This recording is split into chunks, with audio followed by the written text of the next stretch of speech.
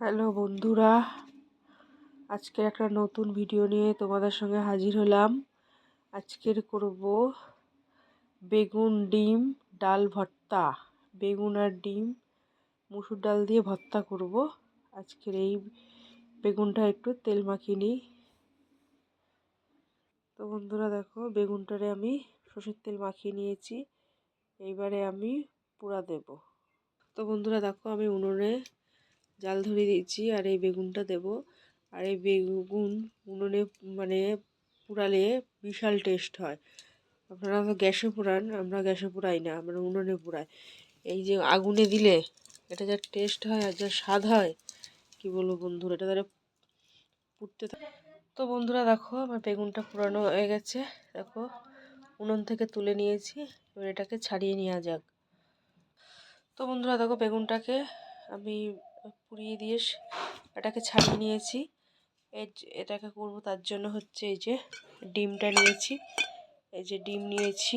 এখন এখানে নিয়েছি পেঁয়াজ কুচি, রসুন কুচি, লঙ্কা কুচি, আদা কুচি, টমেটো কুচি।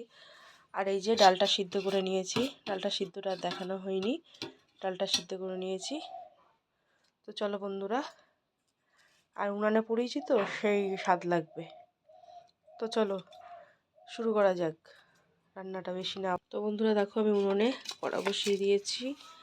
এরপরে কড়াইতে দেব তেল।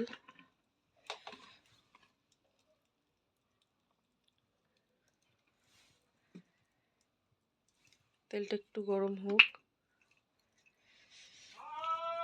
তো বন্ধুরা দেখো, তেলটা গরম হয়ে গেছে। এবার ডিমটা আমি দিয়ে দেবো।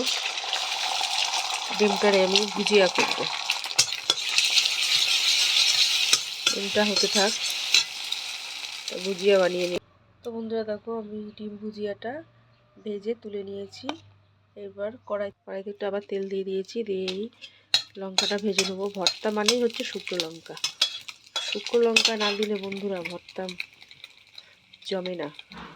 শুকনো লঙ্কাটা, তো বন্ধুরা শুকনো লঙ্কাটা ভাজা তুলে নিয়েছি। কড়াই থেকে আমি আবার তেল দিয়ে নেবো। তেল দিয়ে নিলাম।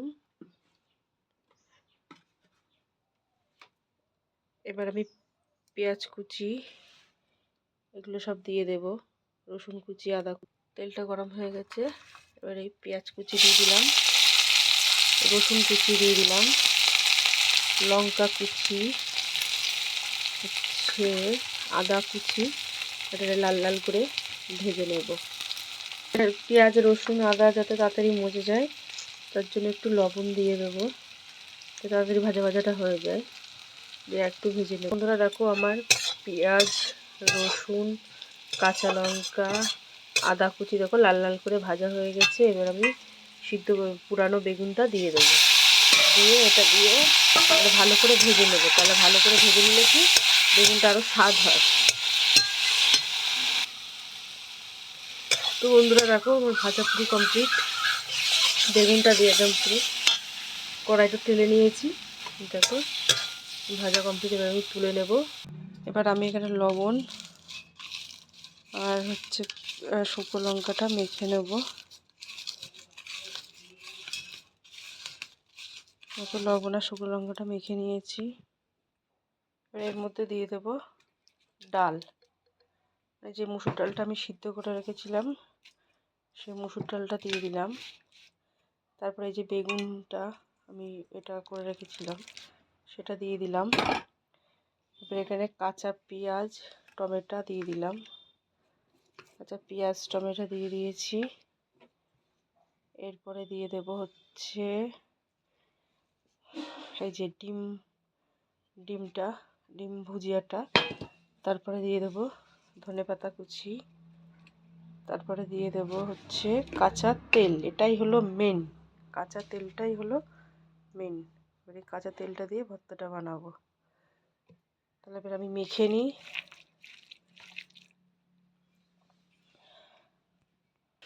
তো বন্ধুরা দেখো, ডিম ডাল বেগুন দিয়ে একটা মজার রেসিপি করলাম ভর্তা। আর এই যে ওপর দিয়ে একটু কাঁচা তেল দিয়ে দেবো। মেন হলো কাঁচা তেল। ভর্তা হলো শুকনো লঙ্কার কাঁচা তেল।